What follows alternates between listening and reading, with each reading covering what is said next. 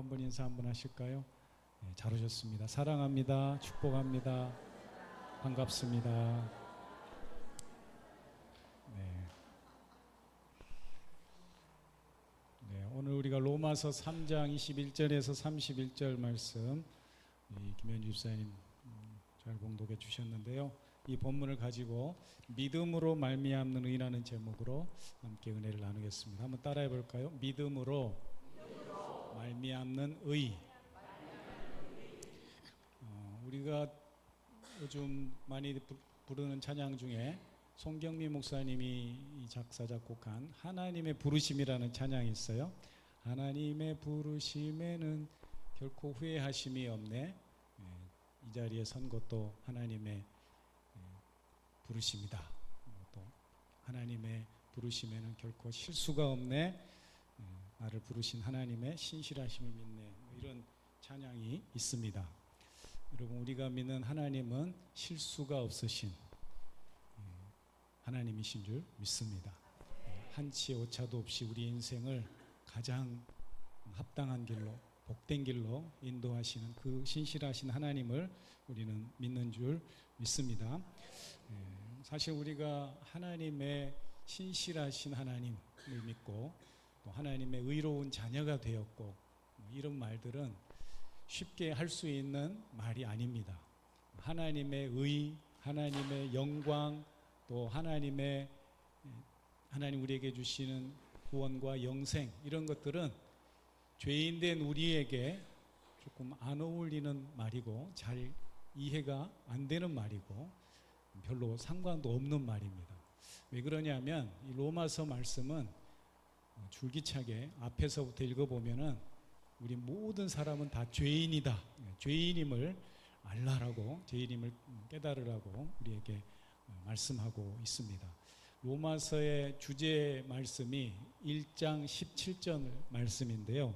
이런 말씀이 있어요. 복음에는 하나님의 의가 나타나서 믿음으로 믿음에 이르게 하나니 오직 의인은 믿음으로 말미암아 살리라 한 것 같으니라. 이런 말씀이 있거든요. 그러니까 믿음으로 우리가 의롭게 되었다. 이것이 로마서의 전체 주제인데 앞에서부터 죄를 강조하고 그리고 의에 대해서 말씀하고 있는 것이죠. 사실 우리가 의에 대해서 이야기를 하려면 죄에 대해서 알아야 합니다. 죄를 깨닫지 못하고 죄를 알지 못하고 의라는 것에 말하는 의에 대해서 말하는 것은 사실 좀 공허한 이야기가 될 수가 있습니다. 여러분, 의가 뭘까요? 오늘 본 말씀 첫 절에도 보면은 이제는 율법 외에 한 의가 나타났나니 이렇게 이야기하잖아요. 새로운 의가 우리에게 나타나고 주어졌다라는 것을 말씀해주고 있습니다. 여러분, 의가 뭘까요? 의를 한자로 이렇게 쓰면 의는 이렇게 양자에 나 아자를 쓰거든요. 그러니까 풀어서 이야기하면은 내가 양과 같이 드려진다. 이게 의라고 할 수 있는 거예요. 그런데 이 세상에 내가 재물과 같이 양과 같이 드려진 사람이 있어요. 그분이 누구예요? 예수님이잖아요. 그러니까 다른 말로 쉽게 말하면은 예수님이 우리의 진정한 의라는 것을 알 수가 있어요. 우리는 의와 거리가 먼 사람들이에요. 우리가 잘 아는 로마서 3장 23절 말씀 보면은 어떻게 됐다고요? 모든 사람이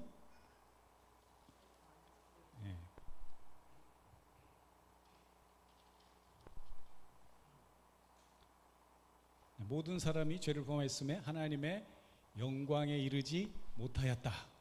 의인은 없나니 하나도 없다. 이렇게 얘기하잖아요. 우리 모든 사람들은 다 죄인이기 때문에 의와는 거리가 먼 사람들이에요. 그렇다면 우리가 죄인임을 깨달아야 되잖아요. 왜 죄인인지를 알아야 의에 대해서 이야기를 할 수가 있는 것이죠. 의를 이야기할 때 그 의가 우리에게 의미 있게 다가오는 것이죠. 죄에 대해서 이런 이야기를 제가 기억하고 있는데요.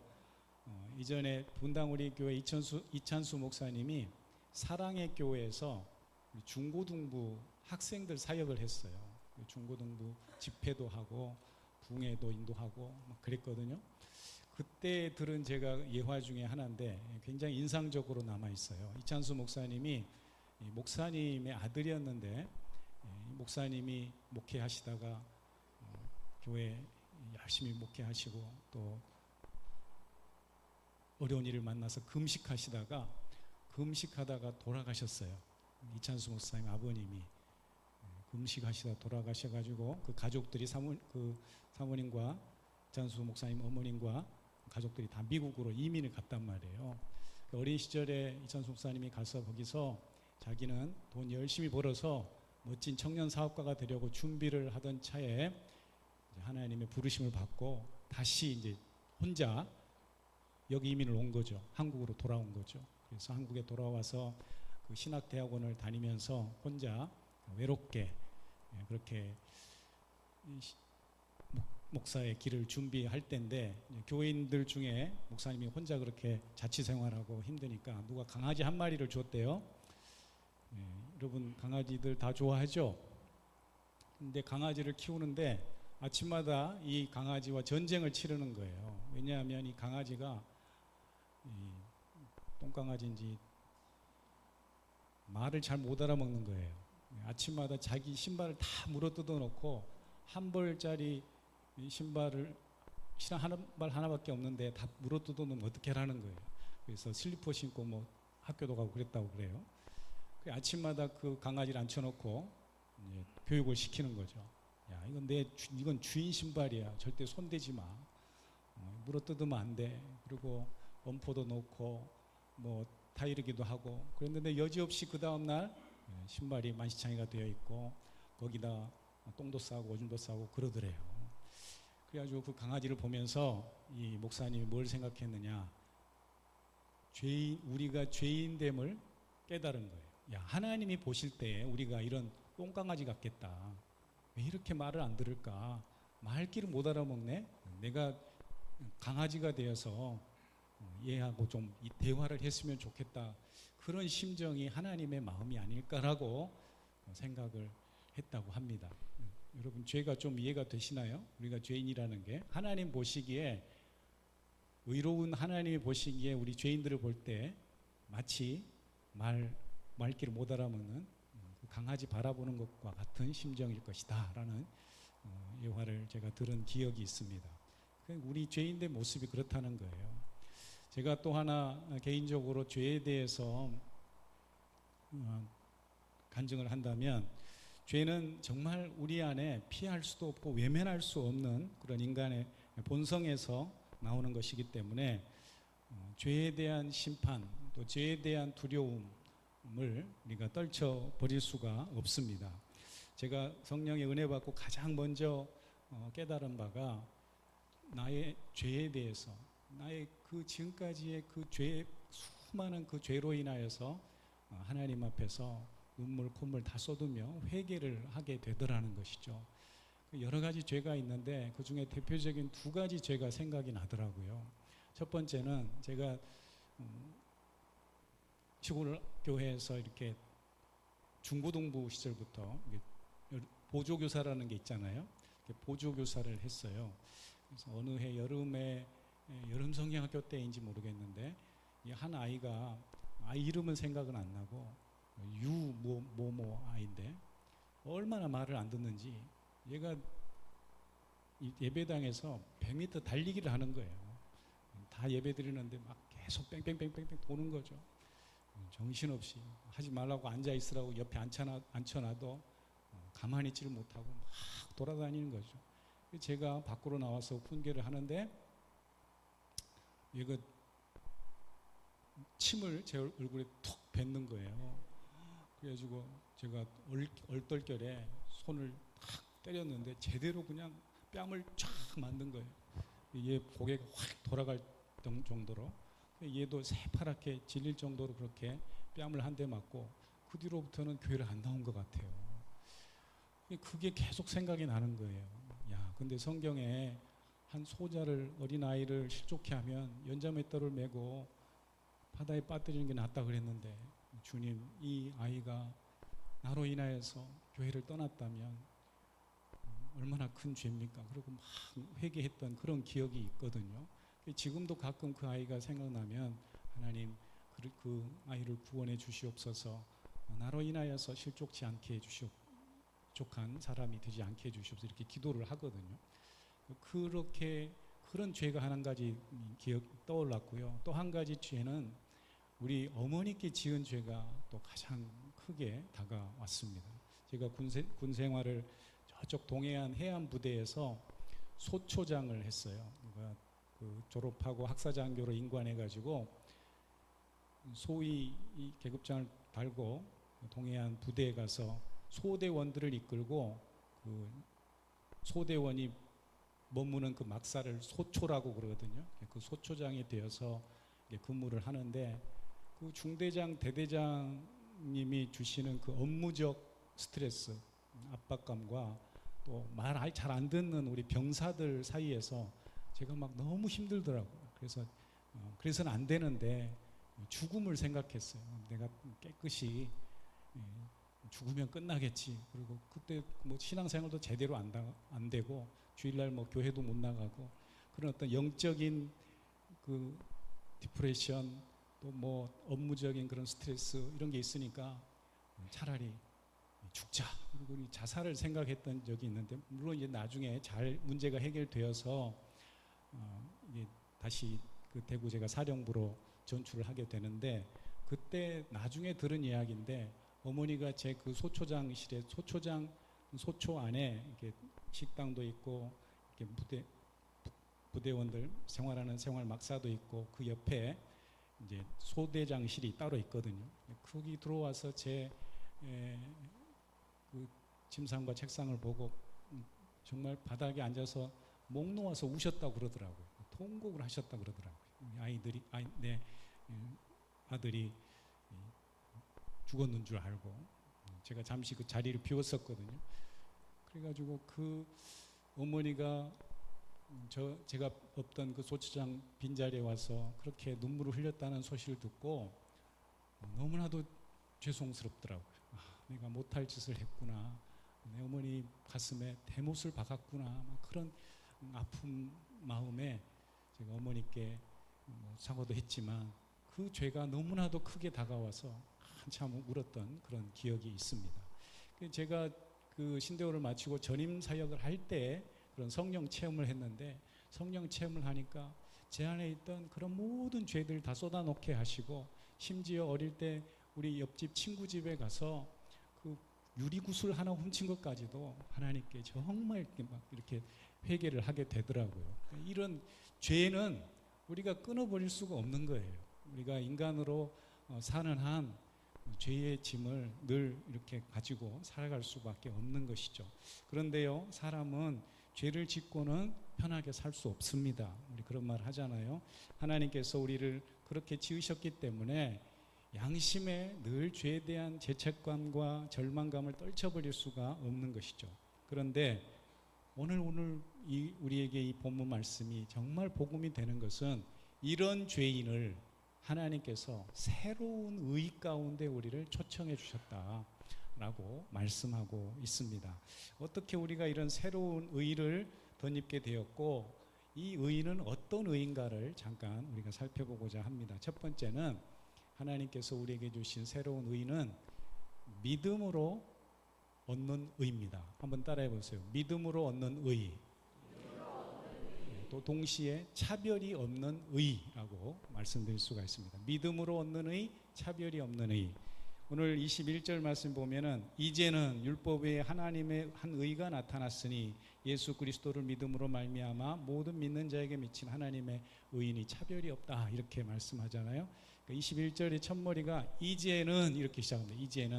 이제는 한 의가, 율법에 한 의가 나타났다, 이런 표현이 나오거든요. 이 이제라는 표현은, 이제는이라는 표현은 새로운 국면 전환이잖아요. 우리에게 새로운 국면이 우리에게 다가왔다, 그런 말이에요. 그런데 이 나타났다라고 하는 표현은 시제로, 그 헬라어 시제로 완료형이에요. 완료형. 그러니까 완료형이라는 이 의미는 무슨 말이냐면 이미 완성되어서 지금까지 계속 이어지고 있다 그 말이에요. 그러니까 하나님께서 우리에게 허락하신 의는 현재적인 것도 미래적인 것도 아니고 이미 과거에 완성된 의가 우리에게 주어졌다. 어떻게? 믿는 사람에게 이미 주어진 의가 믿는 그 순간 효력을 발생한다. 그런 말씀인 것이죠. 그래서 지금까지 유대인들은, 또 유대인들을 비롯한 모든 사람들은, 죄인들은 율법에 의해 매여 살아왔습니다. 율법의 의라는 것은 뭐냐면요, 법대로 살아야 돼요. 율법이 명하는 대로 지켜야 의가 이루어지는 거예요. 그러니까 그런 행위를 통한 의에 매여 살아왔는데 하나님께서 이제 더 이상 율법에 의한 의를 말씀하시지 않고 믿음으로 얻은 의에, 새로운 의에 대해서 말씀해 주고 있는 것이죠. 그래서 이 새로 나타난 의는 모든 신자들이 믿음으로써 하나님의 의를 차별 없이 받게 된 은혜의 의인 줄 믿습니다. 그러니까 사실 우리가 예수 믿는 사람들 보면 조금 뻔뻔합니다. 그러지 않아요? 그런 생각 안 해보셨어요? 예수 믿는 사람들 조금 뻔뻔합니다. 왜 그래요? 교회 다니는 지나 뭐 내나 별로 차이 없는 것 같잖아요. 그죠? 별로 착한 것 같지도 않고, 그렇게 선한 것 같지도 않고, 뭐 특별한 것 같지도 않은데 자기들은 뭐라 그래요? 의롭다 그래요. 하나님의 자녀라 그러고 뭐 특별한 사람처럼 그렇게 생활한단 말이에요. 살아간단 말이에요. 근데 이게 왜 의미가 있냐 하면요, 우리는 하나님이 주신 말씀, 하나님이 주신 약속을 붙들고 사는 사람이에요. 그러니까 당당한 거예요. 우리 삶이 더 저들보다, 세상 사람보다 나아서, 더 착해서, 법을 더 잘 지켜서 당당한 것이 아니고 하나님께서 믿는 사람에게 의로운 자녀라 칭해 주셨기 때문에 그 믿음을 붙잡고, 약속의 말씀을 붙잡고 우리는 당당하게 살아가는 사람들인 줄 믿습니다. 그래서 우리가 하나님의 믿음으로 하나님의 자녀가 되고 그 믿음으로 영생을 얻고 천국에 갈 수 있다라고 하는 것은 우리의 고집도 아니고 우리의 개인적인 확신도 아니고 하나님께서 주신 약속의 말씀임을 기억하시고, 성경에서 약속하니 믿는 사람들의 주어진 의를 붙잡고 하나님의 자녀로 당당하게 살아갈 수 있기를 축복합니다. 두 번째로는, 첫 번째가 믿음으로 주어진 의라고 한다면 두 번째는 은혜로 주어진 의예요. 은혜의 의, 또 값없이 주어진 의라라는 사실을 기억할 필요가 있습니다. 은혜로 주어진 의, 값없이 얻는 의라는 것은 무엇이냐?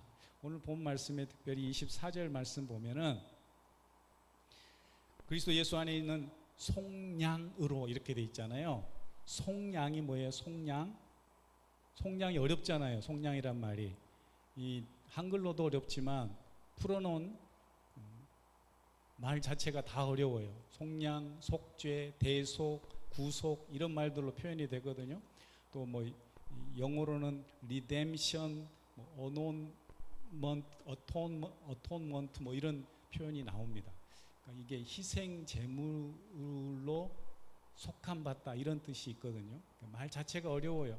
원어 자체도 리트론이라고 해서, 이 리트론이 어디서 온 말이냐 하면은 죄 지은 사람이 감옥에 갇혀 있다가 풀어줄 때 받는 보석금을 리트론이라고 해요. 그러니까 하나님께서 우리 죄인들의 죄값을 어떻게 하셨다고요?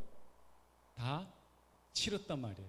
리트론을 주고 우리를 죄로부터, 죄인을 사서 의롭게 하셨다라는 것을 이렇게 그리스도의 속량으로 말미암아 이렇게 이야기를 하는 것이죠. 여러분, 예수님께서 우리 죄를 위해 십자가에서 죄값을 치르셨습니다. 믿습니까? 그 죄값은 뭐 천억 백억이 아니고 예수님의 생명이에요. 하나님의 아들 예수님의 아들의 생명을 주고 우리를 죄로부터 건지셨어요. 사셨어요. 이걸 바로 속량하셨다, 리트론 하셨다 이렇게 이야기를 하는 것이죠. 구약 시대, 율법 시대에는 죄값으로 뭘 바쳤어요? 짐승을 바쳤어요. 짐승의 피를 대신 하나님께 드리고 죄를 사함 받았어요. 짐승이 대신 피를 흘려서 죽을 때에 인간이 마땅히 죄로 인하여서 하나님께 심판받아야 되는데 심판받지 않고 우리가 하나님께 받아들여지는 바가 되는 것이죠. 그러나 이제는 예수님이 오신 이후로 우리는 하나님이 예수님을 통해 허락한 새로운 의, 은혜의 의가 우리에게 주어졌음을 기억하고 우리는 하나님 앞에 당당하게 나아가는 복된 믿음의 자녀가 된 줄 믿습니다. 이것이 바로 복음입니다. 그러니까 우리가 십자가를 바라볼 때에 예수님이 십자가에 못 박혀 죽으셨다, 이것만 믿는 것이 아니고 예수님이 십자가에 죽으심으로 내가 하나님의 의로운 자녀가 되었음을 기억해야 됩니다. 그러니까 우리가 십자가에 나올 때마다 예수 그리스도 우리의 산 소망 이렇게 찬양하며 예배할 수가 있는 것이죠. 우리는 하나님이 허락하신 예수님이 죄값을 치름으로써 우리에게 허락한 이 새로운 의를 붙잡고 이 속죄의 은혜를 입고서 십자가를 볼 때마다 예수님의 그 속죄의 은총, 구원의 은총에 감사하는 성도들이 되어야 될 줄 믿습니다.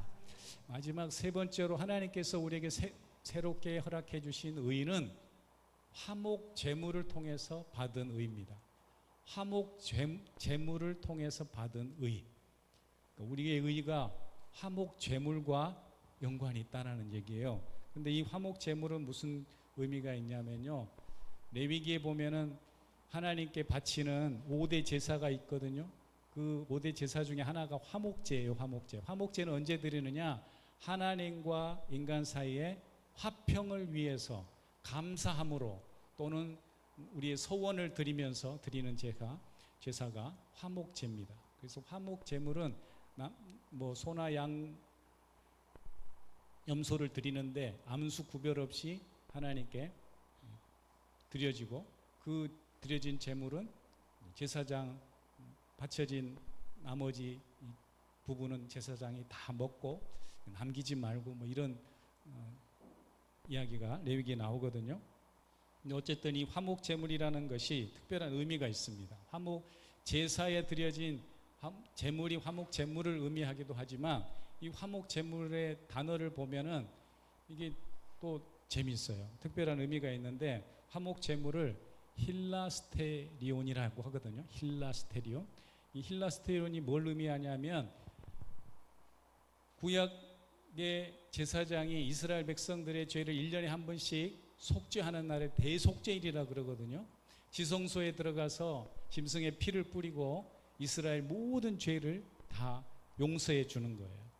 그런데 예수님이 대제사장이 그 지성소에 들어가서 피를 뿌릴 때 언약궤에도 뿌린단 말이에요. 언약궤가 어떻게 생겼냐면은 언약궤 그 금으로 만든 법궤, 언약궤가 있고 그 위에 천사 모양으로 이렇게 덮는 덮개가 있어요. 이거를 뭐라 그러냐면은 시은좌라고 합니다. 시은좌. 한자어로 베풀 시자에 은혜 은자에 자리 좌자. 하나님의 은혜가 머무는 자리다 그 말이에요. 어떤 하나님의 은혜가 머물러요? 죄를 용서하시는 하나님의 은혜의 자리. 이걸 힐라스테리온이라 그런 거예요. 그러니까 지성소의 언약궤 위에 시은자 힐라스테리온과 화목제물 힐라스테리온과 똑같은 말이에요. 예수님이 화목제물 되었다 그 말은 하나님께서 죄인들을 보시고 마땅히 심판하고 죄의 값을 치르게 해야 되는데, 물어야 되는데 더 이상 묻지 않고 예수님이 화목제물 되어 주셨기 때문에 예수님의 그 십자가의 보혈의 은혜를 보시고 우리를 다 용서해 주시고 품어 주셨다고 말이에요. 즉 예수님의 화목제물이 시은자 자리가 되었다라고 말씀하고 있는 것이죠. 이제 더 이상 피의 제사가 필요가 없게 되었습니다. 예수 그리스도의 십자가 보혈이 화목제물 시은자가 되었기 때문입니다. 이 예수님의 피로 인해서 모든 죄가 사해지고 율법 준수를 통한 의가 완성된 거예요. 율법에 매여 있을 때는 계속해서 법을 지켜야 돼요. 하나님의 명령을 지키고 따르고 순종할 때에 의가 주어져요. 그런데 이제는 예수님을 믿는 모든 사람들에게는 그런 율법의 의가 아니라 믿음으로 주어진, 은혜로 주어진 화목 제물을 통해서 하나님이 모든 것을 용납하시는 은혜의 의가 우리에게 주어졌다라는 사실입니다. 그렇습니다. 화목 제물 대신 예수님의 피로 인하여서 우리는 과거와 현재, 또 현재와 미래를 잇는 영원한 의가 완성된 것입니다. 하나님은 영원한 분이잖아요. 뭘 보고 우리의 죄인된 인간을 의롭게 받아주시겠어요? 예수님의 힐라스테리온 되시는 예수님의 그 화목 제물을 보시고 우리를 영원한 의로 받아주신 줄 믿습니다. 그래서 우리가 예수님을 믿으면 하나님의 영원한 의에 참여하게 되는 그런 복된 자녀들이 되는 것이죠. 사랑하는 성도님들, 오늘 우리가 살펴본 사실 우리 아동부, 중고등부 친구들도 있지만 어려운 이야기입니다. 죄와 의, 속죄, 화목제물 다 어려운 이야기인데 왜 이게 중요할까요? 꼭 기억할 필요가 있는 거예요. 이게 복음의 핵심이에요. 우리가 예수님을 믿는다는 게 뭐냐라고 할 때 그 복음의 중심적인 내용이 이렇다라는 거예요. 하나님이 우리에게 예수님을 통해서 의를 주셨는데 믿음으로 주신 의고 은혜로 주신 의고 그리고 화목 제물을 통해서 주신 의의 복음이다. 그 구원의 복음을 우리에게 가르쳐주고 있는 것이죠. 예수님이 오시기 전에 사람들은 율법을 통한 의만 알았습니다. 그러나 예수님이 오신 이후에 우리는 십자가의 화목 제물로 돌아가신 그 예수님 때문에 우리는 이 놀라운 새로운 의, 믿음과 은혜와 화목 제물로 주어진 이 새로운 의를 깨닫고 날마다 십자가 복음을 찬양하고 주님의 은혜를 기억하고 살아가는 당당한 하나님의 자녀들이 될 수 있기를 축복합니다. 오늘 말씀을 잘 기억하십시오. 하나님께서 우리에게 죄인된 우리에게 새로운 의의 선물을 허락해 주셨는데 그것이 바로 믿음으로 받은 의요, 은혜로 주어진 의요, 화목제물을 통해서 얻은 의라는 이 사실을 기억할 수 있기 바랍니다. 그렇기 때문에 우리는 믿음과 은혜로 의롭다함을 받았기 때문에 자랑할 것이 없습니다. 아무것도 자랑할 것이 없습니다. 그죠? 우리는 하나님 앞에 나와서 감사할 것밖에, 주님의 이름만을 높이고 찬양하고 그런 성도들이 될 수 있기를 축복합니다. 우리가 아름다운 찬양을 들으면 우리 찬양대 너무 잘하잖아요. 우리 엄정에서만 들을 수 있는 찬양이에요. 원래는 세종문화회관에서 들어야 될 찬양인데 그런데 이 찬양의 주인공이 우리예요? 아니잖아요. 예수님 때문에 이렇게 찬양하는 거예요. 우리 김기미 집사님은 매주 그냥 차 타고 오시잖아요. 엄정에서도 안 살아요. 저 멀리 노은에 산다고. 노은. 가차운 농운이 아니에요. 노은에서 사는데 이렇게 오셔서 이렇게 아름다운 찬양을 같이 준비해서 하나님 앞에 드리는 이유는 뭐예요? 예수님이 우리를 의롭다 자녀로 삼아주셨기 때문에 그 기쁨과 감격을 가지고 우리가 찬양하는 줄 믿습니다. 우리는 예수 그리스도를 통해서 이처럼 믿음으로 말미암아 의롭게 된 성도임을 기억하고 이제는 어떤 피의 제사나 율법의 행위나 선한 행실이 아니라 이제는 오직 우리를 받아주신 하나님, 관계를 회복시켜주신 그 아버지 하나님과의 친밀한 사랑의 관계를 가지고 하나님의 영광을 위해서 살아가시는 저와 여러분이 될 수 있기를 주의 이름으로 축원합니다. 기도하겠습니다. 하나님 아버지 은혜를 감사합니다. 우리가 무엇이간데 죄인된 우리를 받으시고 사랑으로 품으시고 이 시은 자의 은혜를 허락하셔서 화목제물 대신 예수 그리스도를 통하여서 이 하나님의 자녀된 복, 의로운 은혜, 영생의 복을 누리게 하시니 감사합니다. 날마다 그 주님의 은혜에 감사하며 찬양하며 우리의 믿음을 날마다 더 새롭게 하시고 확고하게 인도해 가시는 그 성령님과 친밀히 동행하며 승리하는 모든 주의 자녀들 되게 하여 주시옵소서. 예수님의 이름으로 기도합니다. 아멘.